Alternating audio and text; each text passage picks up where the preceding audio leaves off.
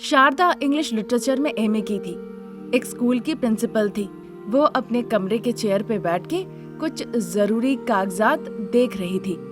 तभी बहू अनामिका शारदा के नाम पे आई एक चिट्ठी लेकर शारदा के पास आती है। माँ जी, आपने फोन करके कहा था ये चिट्ठी लाने के लिए, ये लीजिए। ठीक है बहू, जोर जोर से ये चिट्ठी पढ़ो जरा, मैं कुछ जरूरी कागजात देख रही हूँ। ठीक है माँ जी। अनामिका उस एनवलप को लेकर एक कुर्सी पे बैठ जाती है और फिर एनवलप को फाड़ के उस चिट्ठी को निकालती है, लेकिन चिट्ठी अंग्रेजी में थी। अनामिका ये देखकर कंफ्यूज्ड हो गई और वो मनी मन कहने लगी, हे भगवान, आप मुझे ऐसी जगह क्यों फंसा देते हो? ऐसी परिस्थिति से अब तो मैं भाग भी नहीं सकती।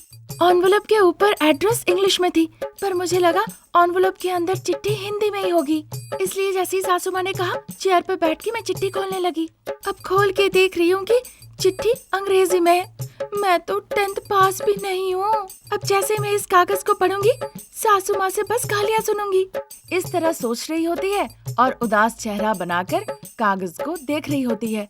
तभी शारदा फाइल से अपना सर हटा के बहू को देखती है। बहू जो कठपुतली की तरह कागज को देख रही थी। What happened, Anamika?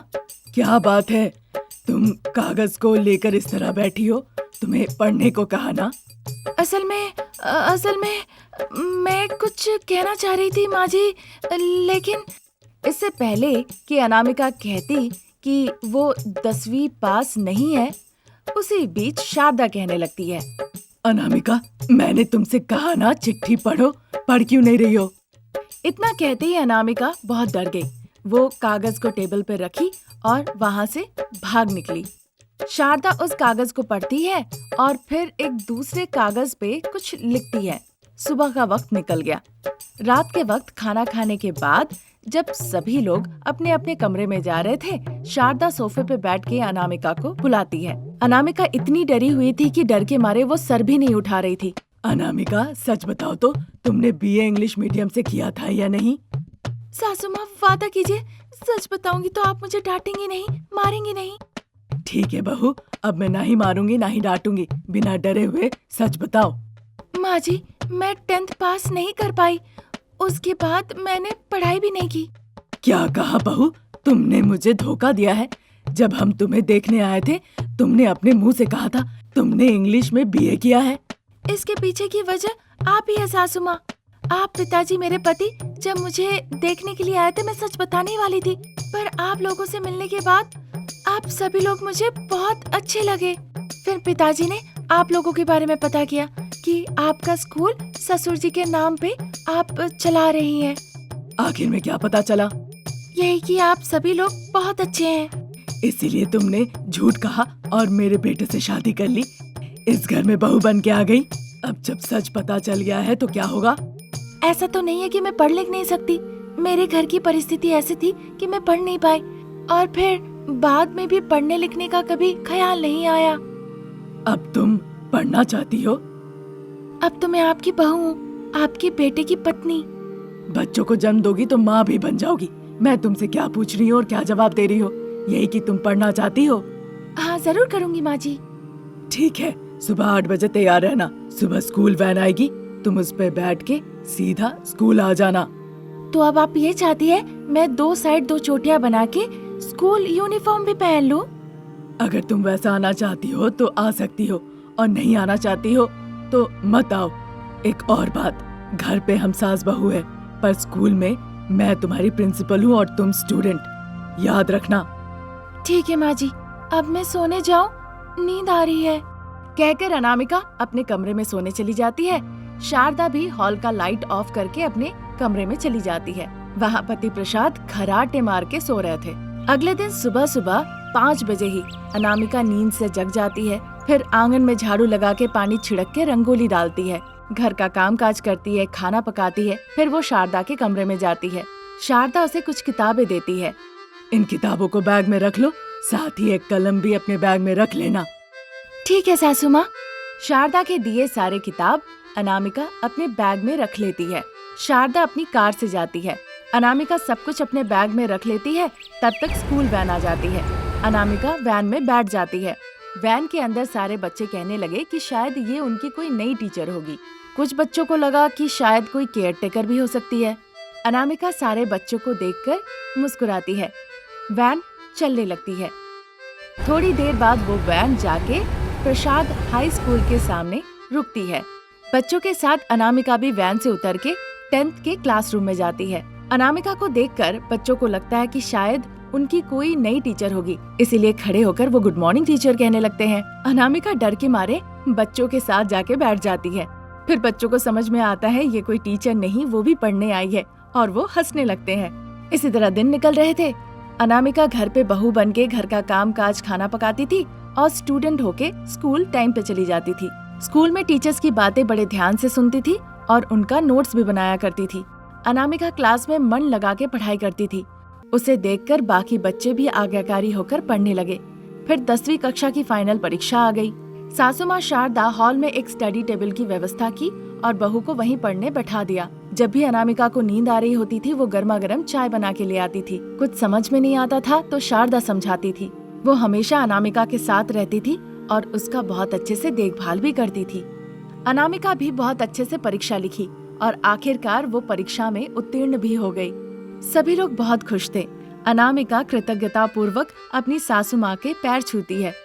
देखो बहू, तुम्हें जो पढ़ना है तुम पढ़ सकती हो, तुम्हारी मर्जी।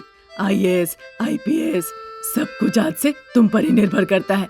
हम हमेशा तुम्हारे साथ रहेंगे। हाँ बहू, पढ़ने के लिए तुम्हारे में ललक है, तुम्हें जरूर सफलता मिलेगी। इस तरह उन्होंने अनामिका की प्रशंसा की। अनामिका ने भी अच्छे से सोचा और फिर उसने IAS बनने का फैसला लिया। तब से अनामिका उसी दिशा में आगे बढ़ने लगी। परिवार के सहयोग के साथ साथ चलिए हम भी यही दुआ करते हैं कि अनामिका अपने जीवन में सफल हो। अमीर सासू माँ और बहू रानी शारदा और अनामिका चमचमाती साड़ियाँ गहने पहनकर डब्बे भर भर के मुंह में पाउडर पोत के कार से शॉपिंग करने निकल जाती है। अनामिका कार चला रही होती है। पीछे के सीट पर बाप बेटा प्रसाद और रमेश बैठे हुए थे। अरे यार, तुम और माँ शॉपिंग के लिए जा ही रही हो ना, फिर मुझे और पिताजी को क्यों ले जा रही हो? ऑफिस में बहुत काम पड़े हुए हैं। आप कैसे इंसान हैं? आपकी पत्नी आपको शॉपिंग के लिए कह रही है और आप अभी भी ऑफिस के बारे में सोच रहे हैं। बस यही प्यार है मेरे लिए। बहुत बुरा लगा, अब मैं आपसे बात नहीं करूंगी। अरे अनामिका, तुम दीपिका पादुकोण नहीं हो और ना ही मैं रणवीर सिंह। समझ नहीं आ रहा है ये सब बातें क्यों कर रही हो। मैं ऑफिस जा रहा हूँ। माँ जी, आपने सुना अपने बेटे की बात? सुन रही हो बहू? अरे बेटा, बहू इतने प्यार से तुम्हें शॉपिंग मॉल ले जा रही है, चुपचाप हमारे साथ चलो। फिर हमारा क्या है शारदा, बेटा को तो बहू ले जा रही है समझ में आ रहा है, पर तुम मुझे क्यों ले जा रही हो? अरे मैं भी आपको प्यार से शॉपिंग मॉल ले जा रही हूँ। इतनी उम्र हो गई है पर अभी तक आपको अकल नहीं आया, पता नहीं कब आएगा। ऐसा कहते हुए शारदा शर्मा जाती है। ये देखकर अनामिका मुस्कुराती है और गाड़ी चलाने लगती है। प्रसाद शारदा को देखते हैं। ये देखकर शारदा शर्मा जाती है। मैं हाथ जोड़ता हूँ शारदा, ऐसे शर्माओ नहीं, मुझे शर्म आ रही है। प्रसाद की बातें सुन के शारदा को गुस्सा आता है और वो मुंह बनाने लगती है। फिर अपना सेल फोन खोल के वो चेक करने लगती है कि उसका मेकअप वेकअप सब सही है कि नहीं। आहा शारदा, चाहे तुम घर के शीशे में देख लो या सेल फोन के कैमरे में ही देख लो, तुम 16 साल की नहीं लगने वाली। उनकी बातें सुन के बेटा रमेश और बहू अनामिका चुपके चुपके हंसने लगते हैं। इस बात से शारदा को बड़ा गुस्सा आता है और कहती है, आप थोड़ी देर चुपचाप बैठ सकते हैं क्या? जब देखो तब मेरी खूबसूरती पे बुरी नजर डालते हैं। हाँ शारदा, ऐसी वैसी खूबसूरती नहीं, साफ साफ दिखता है कितने डब्बे पाउडर लगा के खूबसूरत बनी हो। ये हुआ खूबसूरती। मैं पाउडर लगा के अपनी झुर्रियाँ नहीं छुपाती हूँ, मैं बस मेकअप के तौर पे पाउडर इस्तेमाल करती हूँ, यहाँ वहाँ थोड़ा थोड़ा टच अप करने के लिए।